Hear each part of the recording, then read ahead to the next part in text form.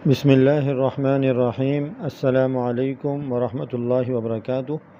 امید ہے آپ سب حضرات خیریت سے ہوں گے۔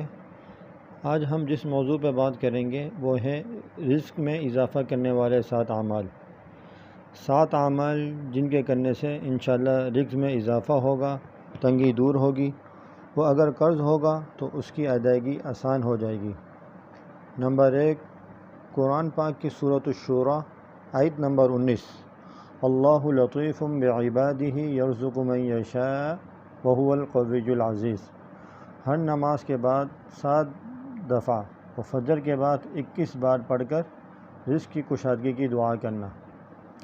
نمبر 2، روزانہ صدقہ دینا، یعنی اللہ تعالیٰ کے راستے میں کچھ پیسے خرچ کرنا۔ نمبر 3، گھر میں داخل ہوتے وقت دعا پڑھ کر ایک بار درود شریف پڑھیں، پھر 3 بار سورۃ الاخلاص پڑھیں، قل هو اللہ احد، مکمل صورت، اور پھر ایک بار درود شریف پڑھیں۔ کوئی بھی درود شریف جو آپ کو یاد ہے آپ پڑھ سکتے ہیں۔ نمبر 4، اگر والدین زندہ ہیں تو ان کو راضی رکھنا اور ان کی خدمت کرنا، اس لیے کہ والدین کی خدمت رزق میں اضافہ کرتی ہے اور استاد کی خدمت علم میں اضافہ کرتی ہے۔ نمبر 5، فجر کی نماز ادا کرنے کے بعد اشراق تک نہ سونا، جو تقریباً 30 منٹ کا وقت ہوتا ہے۔ حدیث شریف کا مفہوم ہے کہ اس وقت رزق تقسیم کیا جاتا ہے، جو اٹھا ہوا ہوتا ہے اس کے ہاتھ میں دے دیا جاتا ہے، اور جو سو رہا ہوتا ہے اس کا پھینک دیا جاتا ہے، پھر وہ دن بھر تلاش کرتا رہتا ہے۔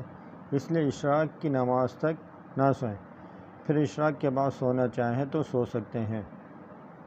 نمبر 6، استغفار کا اہتمام کریں۔ قرآن پاک کی آیت ہے فَقُلْتُ اسْتَغْفِرُوا رَبَّكُمْ إِنَّهُ كَانَ غَفَّارًا۔ اس آیت کا مفہوم ہے کہ اللہ تعالیٰ فرماتے ہیں جو استغفار کا اہتمام کرے گا اللہ تعالیٰ اس کے رزق میں اضافہ کرتے ہیں اور بے شمار نعمتیں عطا کرتے ہیں۔ اس لیے چلتے پھرتے اٹھتے بیٹھتے استغفار کا اہتمام کریں، استغفر اللہ استغفر اللہ استغفر اللہ۔ نمبر 7، 5 نماز جماعت کے ساتھ اہتمام سے پڑھنا، اور عورتوں کا گھر میں اول وقت کے اندر اہتمام سے نماز پڑھنا، اس لیے کہ نماز کے چھوڑ دینے سے زندگی میں برکت ختم ہو جاتی ہے اور ہر چیز بے برکت ہو جاتی ہے۔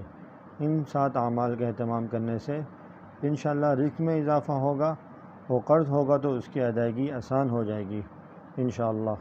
جزاک اللہ۔ اگر آپ کو یہ ویڈیو پسند آئی ہے تو اس کو لائک کریں اور دوسروں تک شیئر کریں، اس لیے کہ دین کی بات دوسروں کو بتانا بھی صدقہ جاریہ ہے۔ اللہ تعالیٰ آپ سے راضی ہو۔ السلام علیکم ورحمۃ اللہ وبرکاتہ۔